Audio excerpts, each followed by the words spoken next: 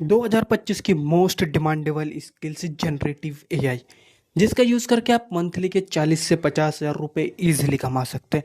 तो इस वीडियो के अंदर हम बात करने वाले जनरेटिव एआई के बेसिक्स की। तो चलिए स्टार्ट करते हैं इस वीडियो को।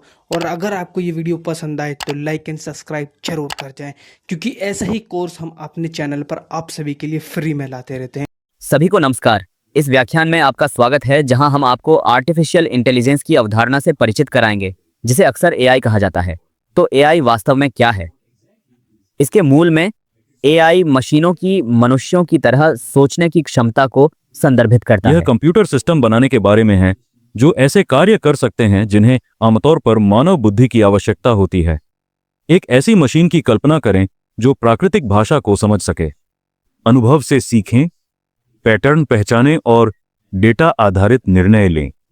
ये कुछ क्षमताएं हैं जिन्हें एआई मानव बुद्धि से दोहराने की कोशिश करता है। एआई बड़ी मात्रा में डेटा का विश्लेषण करता है और मशीनों को जटिल समस्याओं से निपटने और निर्णय लेने में सक्षम बनाता है।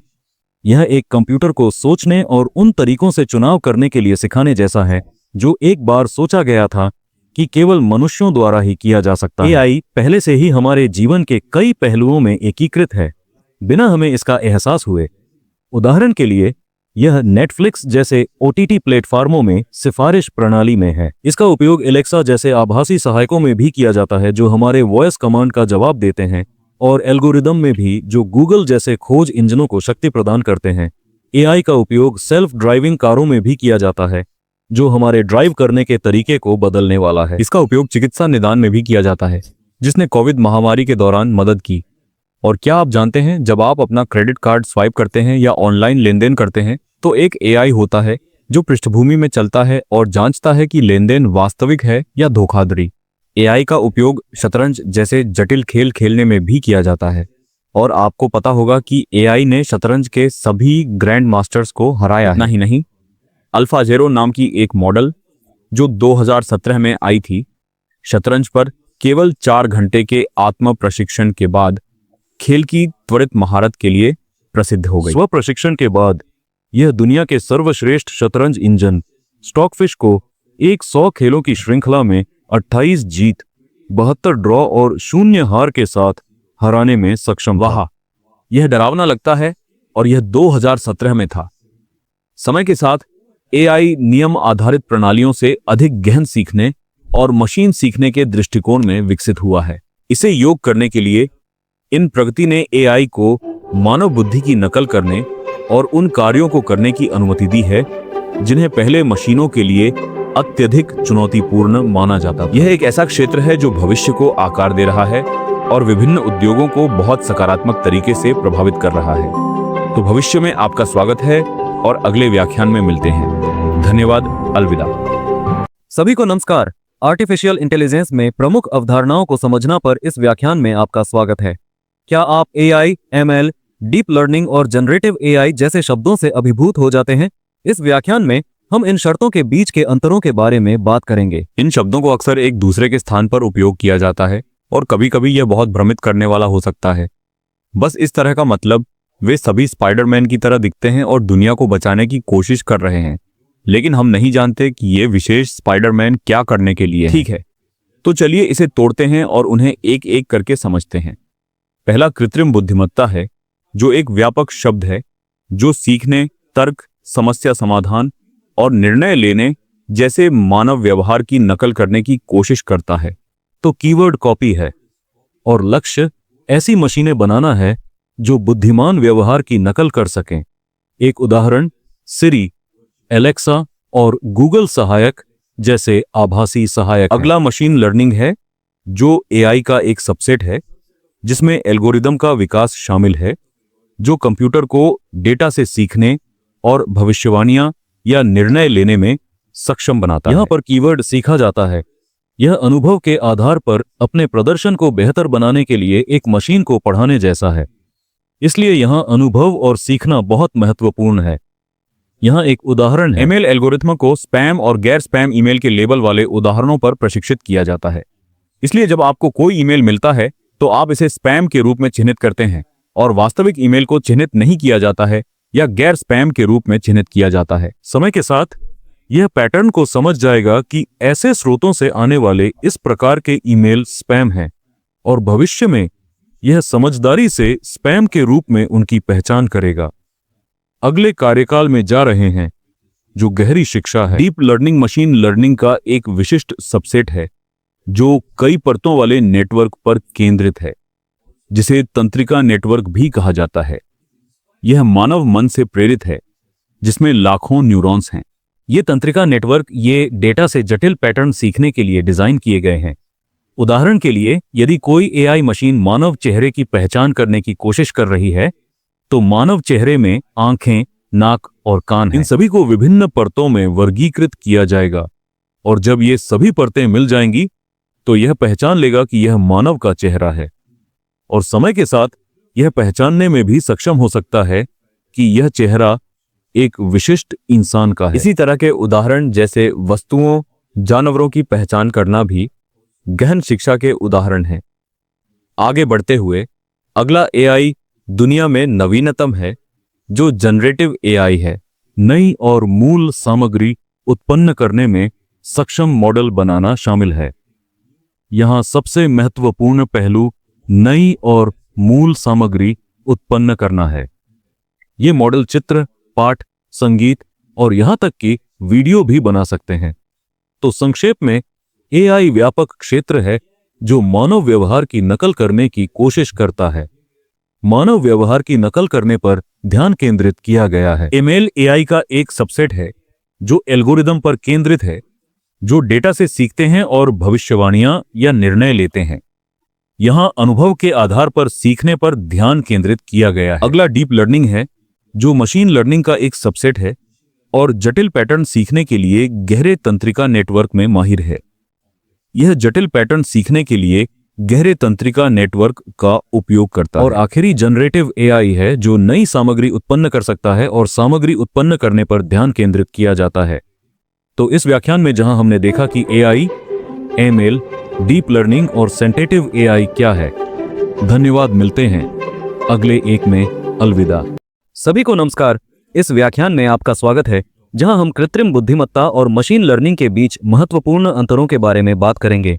इसलिए ये दो शब्द एआई और एमएल अक्सर एक दूसरे के स्थान पर उपयोग किए जाते हैं। और आइए देखें कि प्रमुख अंतर क्या है।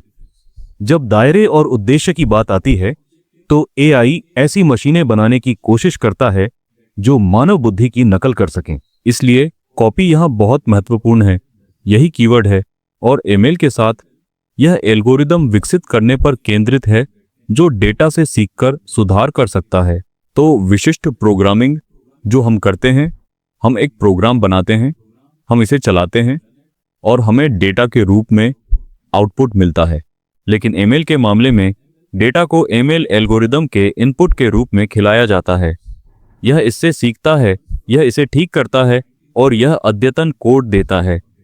तो यह आपके नियमित प्रोग्रामिंग के बीच एक महत्वपूर्ण अंतर है। आइए आगे बढ़ें और डेटा की बात आने पर एआई और एमएल के बीच के अंतर को समझें। एआई सिस्टम को बड़ी मात्रा में डेटा की आवश्यकता नहीं हो सकती है, जबकि जब एमएल की बात आती है तो एमएल प्रशिक्षण और एल्गोरिदम में सुधार के लिए डेटा पर बहुत अधिक निर्भर करता है। ठीक है। और जब निर्णय लेने की बात आती है तो एआई सिस्टम तर्क और नियमों के आधार पर निर्णय ले सकते हैं। इसलिए सिस्टम में तर्क और नियम अंतर्निहित हैं। और जब एमएल की बात आती है तो एमएल सिस्टम पैटर्न के आधार पर निर्णय लेते हैं जो वह डेटा से सीखता है। अंत में जब मानव बुद्धि की बात आती है तो एआई मानव जैसे संज्ञानात्मक कार्यों जैसे तर्क, समझ और समस्या समाधान को दोहराने का प्रयास करता है। जबकि एमएल मुख्य रूप से पैटर्न पहचान और भविष्य कहने वाला विश्लेषण से संबंधित है और वह भी ऐतिहासिक डेटा पर आधारित है। तो यह इस व्याख्यान में है जहां हम एआई और एमएल के बीच के अंतरों पर संक्षेप में चर्चा करते हैं जो अक्सर एक दूसरे के स्थान पर उपयोग किए जाते हैं। इसलिए धन्यवाद, मिलते हैं अगले व्याख्यान में। अलविदा। सभी को नमस्कार। इस व्याख्यान में आपका स्वागत है जहां हम विशिष्ट मशीन लर्निंग मॉडल निर्माण चक्र के बारे में बात करने जा रहे हैं। सबसे पहले मशीन लर्निंग में बड़ी मात्रा में पिछले डेटा का विश्लेषण करने और पैटर्न खोजने के लिए एल्गोरिदम का उपयोग करना शामिल है। यह गणित आधारित एल्गोरिथम से शुरू होता है जो डेटा को इनपुट के रूप में लेता है और आउटपुट उत्पन्न करता है। एल्गोरिथम को प्रशिक्षित करने के लिए हम इसे ज्ञात डेटा के साथ फीड करते हैं जिसमें विशेषताएं शामिल हैं। विशेषताएं क्या हैं? आप इसे किसी तालिका में कॉलम या छवि में पिक्सेल के रूप में सोच सकते हैं और हम एल्गोरिथम को अधिक ज्ञात डेटा के साथ प्रशिक्षित करते रहते हैं ताकि यह उन सुविधाओं के बीच संबंध सीख सके जो इनपुट हैं और अपेक्षित परिणाम जो आउटपुट हैं। एल्गोरिथम की आंतरिक सेटिंग्स को बार बार समायोजित किया जाता है जब तक कि यह अपेक्षित आउटपुट को मजबूती से उत्पन्न न करे। एक बार प्रशिक्षित होने के बाद मॉडल नए डेटा के साथ सटीक भविष्यवाणियां कर सकता है जिसे उसने पहले नहीं देखा है। इस प्रक्रिया को अनुमान कहा जाता है। हम भविष्य के व्याख्यानों में अनुमान के बारे में अधिक जानेंगे, लेकिन इस तरह एक एमएल मॉडल बनाया जाता है और फिर सटीक भविष्यवाणियां करने के लिए उत्पादन में उपयोग किया जाता है। आइए एक उदाहरण लेते हैं। एमएल मॉडल बनाने के लिए हम एक एल्गोरिथम से शुरू करते हैं जो बताता है कि आउटपुट इनपुट से कैसे संबंधित है। उदाहरण के लिए रैखिक प्रतिगमन में हम एक ऐसी रेखा फिट करने का प्रयास करते हैं जो इनपुट डेटा से सबसे अच्छी तरह मेल खाती हो। इस उदाहरण में मान लें कि हम अपने प्रशिक्षण डेटा के रूप में अलग अलग दिनों में तापमान और आइसक्रीम की बिक्री का उपयोग कर रहे हैं। सरल समीकरण क्या y mx प्लस b के बराबर है। इस मामले में तापमान प्लस b में am के बराबर बिक्री। यह एक सीधी रेखा को परिभाषित करता है जहां बिक्री बेची गई आइसक्रीम की मात्रा है। तापमान स्वतंत्र चर है और मीटर रेखा का ढलान है और b अवरोधन है। प्रशिक्षण के दौरान एल्गोरिथम एम और बी को उस रेखा को खोजने के लिए समायोजित करता है जो त्रुटियों को कम करके डेटा को सबसे अच्छा फिट करता है। त्रुटि लाइन पर वास्तविक बिक्री और पूर्व व्यापार बिक्री के बीच का अंतर है। एक बार प्रशिक्षण पूरा हो जाने के बाद मॉडल आइसक्रीम की बिक्री की भविष्यवाणी करने के लिए तापमान का उपयोग कर सकता है। तो इस व्याख्यान में बस इतना ही। मुझे आशा है कि आप इसे पसंद करेंगे और आप समझ पाएंगे कि एक विशिष्ट मशीन लर्निंग मॉडल कैसे बनाया जाता है। मिलते हैं अगले एक में। धन्यवाद। अलविदा। इस व्याख्यान में आपका स्वागत है जहां हम गहरी शिक्षा के बारे में अधिक समझेंगे। इसलिए हमने पिछले व्याख्यानों में गहन शिक्षा के बारे में संक्षेप में चर्चा की। अब गहरी शिक्षा में एक गहरा गोता लगा। एक दिलचस्प उदाहरण का उपयोग करते हुए, जैसा कि हमने पिछले भाग में चर्चा की थी, डीप लर्निंग तंत्रिका नेटवर्क पर आधारित एक प्रकार की मशीन लर्निंग है। गहरी शिक्षा में विशेषण तंत्रिका नेटवर्क में कई परतों के उपयोग को संदर्भित करता है। ठीक है, आइए तंत्रिका नेटवर्क पर अधिक समझें। वे गहरी शिक्षा के निर्माण खंड हैं। उन्हें मानव मस्तिष्क के डिजिटल संस्करण के रूप में कल्पना करें। यह मानव मस्तिष्क के सीखने और निर्णय लेने के तरीके को दोहराने की कोशिश करता है। ये छोटे लेकिन बहुत शक्तिशाली निर्णय लेने वाली इकाइयों की तरह खूबसूरती से जुड़े नोड्स हैं और ये इकाइयां डेटा में पैटर्न सीखने के लिए मिलकर काम करती हैं। ये परतें एक दूसरे के साथ कैसे काम करती हैं? तो पहली परत लाइनों जैसी सरल चीजों को देख सकती है, अगली परत रेखाओं को आकार में जोड़ती है और निम्नलिखित परतों ने एक जटिल पैटर्न को पहचानने के लिए आकृतियों को एक साथ रखा। तो इस तरह end to end neural network काम करता है। इसमें नोड्स हैं, इसमें परतें हैं और एक जटिल पैटर्न की पहचान करने के लिए कई परतें एक साथ काम करती हैं। ठीक है, आइए इसे एक दिलचस्प वास्तविक जीवन के उदाहरण के साथ भी देखें। तो मान लें कि आप एक गहन शिक्षण मॉडल बना रहे हैं जो दंत चिकित्सकों को एक्सरे को अधिक सटीक रूप से पढ़ने की अनुमति दे सकता है और उन्हें दांतों की सड़न और मसूड़ों की बीमारियों का बेहतर पता लगाने में मदद कर सकता है। इसके लिए आपको लेबल किए गए दांत एक्सरे चित्रों के टन के साथ एक तंत्रिका नेटवर्क को प्रशिक्षित करना होगा और लेबल होना चाहिए कि क्या यह दांतों की सड़न, मसूड़ों की बीमारी या स्वस्थ है।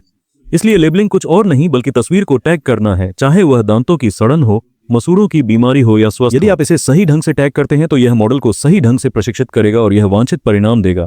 प्रशिक्षण की इस प्रक्रिया के दौरान तंत्रिका नेटवर्क अपने कनेक्शन को समायोजित करता है, जैसे कि उन लोगों को मजबूत करना जो दांतों की सड़न, मसूड़ों की बीमारी या स्वस्थ दांतों की पहचान करने में मदद करते हैं। और एक बार जब यह प्रशिक्षित हो जाता है तो आप तंत्रिका नेटवर्क को एक नई तस्वीर देते हैं। यह विभिन्न परतों के माध्यम से इसका विश्लेषण करता है और अंतिम परत आपको जवाब देती है कि क्या यह दांतों की सड़न, मसूड़ों की बीमारी या स्वस्थ दांत है।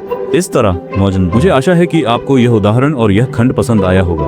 धन्यवाद। मिलते हैं अगले व्याख्यान में। सभी को नमस्कार।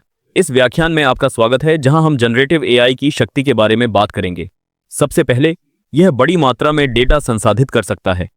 आमतौर पर यह पूरे इंटरनेट पर मौजूद डेटा है। यह डेटा तब ट्रांसफार्मर मॉडल को खिलाया जाता है और पारंपरिक एआई की तरह यह डेटा को समझता है। और जनरेटिव एआई के मामले में डेटा बहुत बड़ा है और जनरेटिव एआई का उपयोग करके आप टेक्स्ट उत्पन्न कर सकते हैं, आप छवि और साथ ही कोड भी उत्पन्न कर सकते हैं। तो इसमें बनाने की शक्ति भी है। पारंपरिक एआई में बनाने की क्षमता संभव नहीं थी। इसलिए यदि आप इस आरेख को देखते हैं तो इसमें दो अलग अलग खंड हैं, समझें और बनाएं। जनरेटिव एआई की शक्ति समझने और बनाने की संयुक्त क्षमता से आती है। तो इस व्याख्यान में बस इतना ही है और अगले एक में मिलते हैं। धन्यवाद, अलविदा। सभी को नमस्कार। इस व्याख्यान में आपका स्वागत है, जहां हम पारंपरिक एआई और जनरेटिव एआई के बीच के अंतरों पर चर्चा करेंगे। सबसे पहले सामग्री निर्माण के बारे में। जैसा कि हमने पिछले व्याख्यान में देखा, पारंपरिक एआई नई सामग्री नहीं बना सकता है और यह पूर्व निर्धारित नियमों का उपयोग करता है, जबकि जनरेटिव एआई नई सामग्री बना सकता है। अगला, जब प्रतिक्रिया की गुणवत्ता की बात आती है तो पारंपरिक एआई लगातार और कम गतिशील प्रतिक्रिया देता है, हालांकि जनरेटिव एआई के गैर नियतात्मक मॉडल, और इसलिए प्रतिक्रिया में यादृच्छिकता हो सकती है। इसलिए आपके उपयोग के मामले के आधार पर आप यह तय कर सकते हैं कि प्रतिक्रियाएं कितनी यादृच्छिक होनी चाहिए। इसे नियंत्रित किया जा सकता है। और जब लागत की बात आती है तो पारंपरिक एआई आपके पारिस्थितिकी तंत्र में इसे प्रशिक्षित करने और स्थापित करने के लिए बहुत लागत प्रभावी है।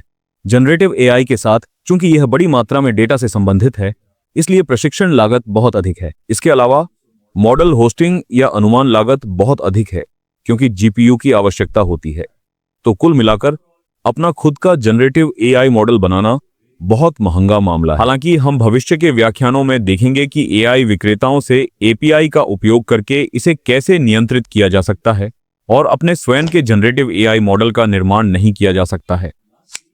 अंत में ये मॉडल किस तरह के कार्य कर सकते हैं। पारंपरिक एआई उन कार्यों में अच्छा है जिनके लिए तार्किक तर्क और निर्णय लेने की आवश्यकता होती है, जबकि जनरेटिव एआई क्रिएटिविटी और इमेजिनेशन में बहुत अच्छा है। तो इस व्याख्यान में बस इतना ही, मिलते हैं अगले एक में। धन्यवाद, अलविदा। सभी को नमस्कार। इस व्याख्यान में आपका स्वागत है, जहां हम जीपीटी पर चर्चा करेंगे। जैसा कि आप जानते हैं, चैट जीपीटी बहुत लोकप्रिय है और चैट जीपीटी में प्रमुख तकनीक जीपीटी है। तो आइए समझते हैं कि यह क्या है। GPT generative pre train transformer के लिए खड़ा है। आइए जीपीटी को बेहतर ढंग से समझने के लिए प्रत्येक शब्द को तोड़ें। सबसे पहले चलो ट्रांसफार्मर के साथ शुरू करते हैं। एक ट्रांसफार्मर टोकन के अनुक्रम के रूप में इनपुट को संसाधित करता है। टोकन क्या है? टोकन जीपीटी द्वारा संसाधित डेटा की एक मूल इकाई है, आमतौर पर पाठ में एक शब्द, उपशब्द या वर्ण। ट्रांसफार्मर अपनी वास्तुकला का उपयोग करके इन टोकन पर परिवर्तन करता है और टोकन के अनुक्रम के रूप में भी आउटपुट उत्पन्न करता है। आउटपुट मशीन अनुवाद, पाठ सारांश या विशिष्ट Q&A इंटरेक्शन जैसे कार्यों का प्रतिनिधित्व कर सकता है। ध्यान देने योग्य एक महत्वपूर्ण बात यह है कि ट्रांसफार्मर जीपीटी का मूल बनाता है और जीपीटी कैसे कार्य करता है इसके लिए केंद्रीय है। अगला, आइए पूर्व प्रशिक्षित शब्द पर जाएं। पूर्व प्रशिक्षित का मतलब है कि मॉडल को पहले से ही मौजूदा डेटा पर प्रशिक्षित किया जा चुका है और इसे नए डेटा पर आगे प्रशिक्षित किया जा सकता है। उदाहरण के लिए, चैट जीपीटी के विभिन्न संस्करणों को एक निश्चित कट ऑफ तिथि तक इंटरनेट से एकत्र किए गए बड़े डेटा सेट पर प्रशिक्षित किया गया था। संक्षेप में, प्री ट्रेन का तात्पर्य है कि मॉडल ने बड़े पैमाने पर डेटा पर प्रारंभिक प्रशिक्षण लिया है और अतिरिक्त डेटा पर प्रशिक्षण द्वारा विशिष्ट कार्यों के लिए अनुकूलित किया जा सकता है। अंत में हमारे पास जनरेटिव शब्द है जो जनरेटिव एआई के लिए विशिष्ट है। इसका मतलब है कि मॉडल टोकन के नए अनुक्रम बना सकता है जो पैटर्न और जानकारी से मिलते जुलते हैं जिन पर इसे प्रशिक्षित किया गया तो था। जनरेटिव अपने प्रशिक्षण के आधार पर नई सामग्री का उत्पादन करने की मॉडल की क्षमता को संदर्भित करता है। संक्षेप में, जीपीटी एक एआई मॉडल है जो टोकन के अनुक्रम के रूप में इनपुट को संसाधित करता है। एक ट्रांसफार्मर वास्तुकला का उपयोग करना, यह विशाल मात्रा में डेटा पर पूर्व प्रशिक्षित है और इसे नए डेटा पर प्रशिक्षित किया जा सकता है। यह जनरेटिव है, जिसका अर्थ है कि यह जो सीखा है उसके समान टोकन का नया अनुक्रम बना सकता है। इसके अतिरिक्त ट्रांसफार्मर अत्यधिक लचीले होते हैं और अन्य प्रकार के डेटा को संसाधित करने के लिए अनुकूलित किया जा सकता है, जैसे कि टोकनयुक्त पैच के रूप में छवियां और टोकनयुक्त फ्रेम के अनुक्रम के रूप में छवि निर्माण और वीडियो संश्लेषण जैसे पाठ से परे अनुप्रयोगों को सक्षम करना। तो इस व्याख्यान में बस इतना ही। मुझे उम्मीद है कि आप इसे पसंद करेंगे। मिलते हैं अगले एक में। धन्यवाद। अलविदा। सभी को नमस्कार। इस व्याख्यान में आपका स्वागत है, जहां हम जनरेटिव एआई उपयोग के मामलों और सीमाओं के बारे में बात करने जा रहे हैं। सबसे पहले आइए जनरेटिव एआई के उपयोग के मामलों पर चर्चा करें। और पहला उपयोग मामला है पाठ सारांश और निर्माण। यहाँ पर कोई भी दस्तावेजीकरण, समाचार लेख, वित्तीय रिपोर्ट और कानूनी दस्तावेजों को सारांशित करने के लिए इसका उपयोग कर सकता है। साथ ही शुरुआती लोगों के लिए तकनीकी विशिष्टताओं को सरल बनाना या सामान्य दर्शकों के लिए जटिल कानूनी शब्दों को अपनाना। अगला सूचना निष्कर्षण और विश्लेषण। यहाँ पर मेडिकल रिकॉर्ड से महत्वपूर्ण अंतर्दृष्टि को पार्स करना या संवेदनशील जानकारी का पता लगाना, साथ ही यह विशिष्ट प्रश्नों के प्रासंगिक उत्तर प्रदान करने, सामग्री को वर्गीकृत करने और डेटा को वर्गीकृत करने में भी सक्षम है। और फिर अगला उपयोग मामला अनुवाद और सिफारिशों के आसपास है। यहां आप इसका उपयोग स्थानीयकृत सामग्री निर्माण, ग्राहक सेवा और वैश्विक विपणन रणनीतियों के लिए कर सकते हैं। साथ ही उपयोगकर्ता इतिहास और संदर्भों के आधार पर प्रासंगिक उत्पादों या सामग्री की अनुशंसा करता है। और अंत में एक बहुत लोकप्रिय उपयोग का मामला डेवलपर सहायता और कोड पीढ़ी। तो इसका उपयोग सॉफ्टवेयर विकास के भीतर कोड जनरेशन, कोड पूरा करने और भाषा अनुवाद में सहायता के लिए किया जा सकता है। यह उपयोगकर्ता से आवश्यक न्यूनतम बुनियादी ढांचे के प्रबंधन के साथ विकास को गति देता है। तो ये जनरेटिव एआई के मूल उपयोग के मामले हैं। अब आइए कुछ सीमाओं पर चर्चा करें। सीमा का पहला सेट ज्ञान और संदर्भ प्रतिधारण के आसपास है, इसलिए इसकी अल्पकालिक स्मृति है। एलएलएम पिछले वार्तालाप संदर्भ को बनाए नहीं रखते हैं। यह प्रत्येक कार्य के लिए एक नए व्यक्ति से पूछने के समान है। और इसके निहितार्थ क्या हैं? मॉडल को प्रत्येक संकेत पर फिर से जानकारी देने की आवश्यकता है, जो प्रतिक्रियाओं में स्थिरता को कम कर सकता है। तो आपने देखा होगा कि जब आप चैटजीपीटी या मिथुन जैसे किसी उपकरण में कोई प्रश्न पूछते हैं, तो आपको ऐसी समस्याओं का सामना नहीं करना पड़ता है। ऐसा इसलिए है क्योंकि चैटजीपीटी और मिथुन और ऐसे उपकरण आंतरिक रूप से एलएलएम मॉडल को अंतिम कुछ प्रश्न या संकेत भेजते हैं, ताकि यह बरकरार संदर्भ और यह अंत उपयोगकर्ता धारणा है कि इस एलएलएम मॉडल संदर्भ को बनाए रखने में सक्षम है और पिछले इतिहास, जो वास्तव में मामला नहीं है, करने के लिए वापस जाने में सक्षम है देता है। आप चैटजीपीटी और मिथुन में इसका सामना नहीं करेंगे। हालांकि जब आप जनरेटिव एआई का उपयोग करके एप्लीकेशन बना रहे होते हैं, तो आपको इस सीमा का सामना करना पड़ेगा। ठीक अगला संदर्भ डेटा के बिना उपन्यास जानकारी उत्पन्न करने में असमर्थता के आसपास है।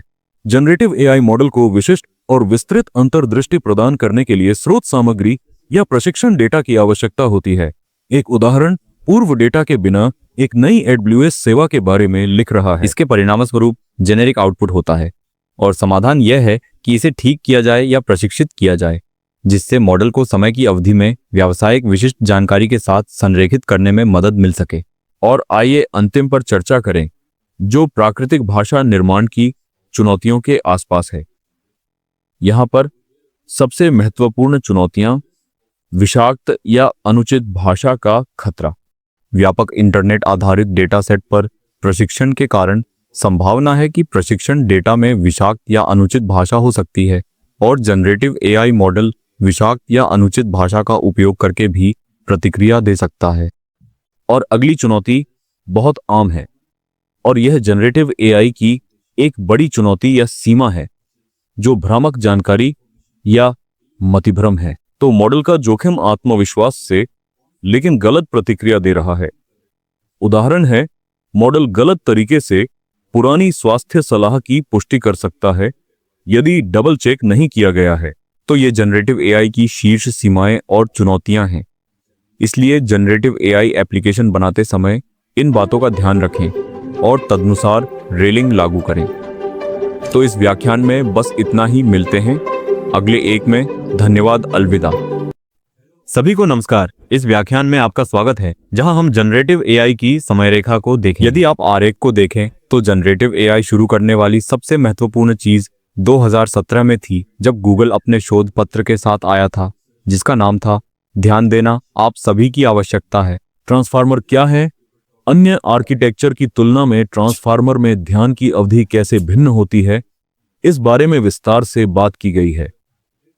खास बात यह थी कि ट्रांसफार्मर को ओपन सोर्स बनाया गया था। यह जनरेटिव एआई की दुनिया में एक पथ प्रदर्शक कदम था और ट्रांसफार्मर ने जनरेटिव एआई का दिल बनाया। फिर 2018 में गूगल वर्क के साथ आया। ओपनएआई जून 2020 में GPT-3 के साथ आया और फिर नवंबर 2022 में इसने चैट गिफ्ट को पूरी दुनिया के लिए खोल दिया और दुनिया को पहली बार जनरेटिव एआई का स्वाद मिला। इसके अलावा यदि आप यहां देखते हैं तो पृष्ठभूमि में बहुत सी चीजें हुई। बहुत सारे संगठन थे जो विभिन्न जनरेटिव एआई मॉडल पर काम कर रहे थे और अगर आप 2023 और बाद में बहुत सारे जनरेटिव एआई मॉडल देखते हैं तो ऐसा इसलिए नहीं है क्योंकि संगठनों ने अचानक इस पर शोध करना शुरू कर दिया है और बहुत सारे विकल्प उपलब्ध हैं। ऐसा इसलिए है क्योंकि पृष्ठभूमि में बहुत सारे शोध चल रहे थे और एक बार जब चैटजीपीटी सार्वजनिक रूप से उपलब्ध हो गया तो सभी ने अपने मॉडलों को दुनिया के सामने लाना शुरू कर दिया। इस समय रेखा में अन्य महत्वपूर्ण बात यह है कि AWS बेडरॉक के साथ आया था और इसकी सामान्य उपलब्धता 2023 अक्टूबर थी और ऑज बेडरॉक एक पूरी तरह से प्रबंधित सेवा है जो एंथ्रोपिक से क्लाउड ए जैसे फाउंडेशन मॉडल का विकल्प प्रदान करती है। बेडरॉक आपको मेटा से अमेजन टाइटन, स्टेबल डिफ्यूजन और लामा मॉडल जैसे विकल्प भी देता है। यह सूची समय के साथ बढ़ती रहेगी और चूंकि अमेजन बेडरॉक सर्वर रहित अनुभव देता है इसलिए आपको किसी भी बुनियादी ढांचे का प्रबंधन करने की आवश्यकता नहीं है और आप अपने अनुप्रयोगों में जेन एआई क्षमताओं को आसानी से एकीकृत और तैनात कर सकते हैं। इसके अलावा बहुत से संगठनों के पास पहले से ही AWS में अपना डेटा है तो ऑज बेडरॉक उनका डिफॉल्ट विकल्प हो सकता है। तो इस व्याख्यान में बस इतना ही। मिलते हैं अगले एक में। धन्यवाद। अलविदा।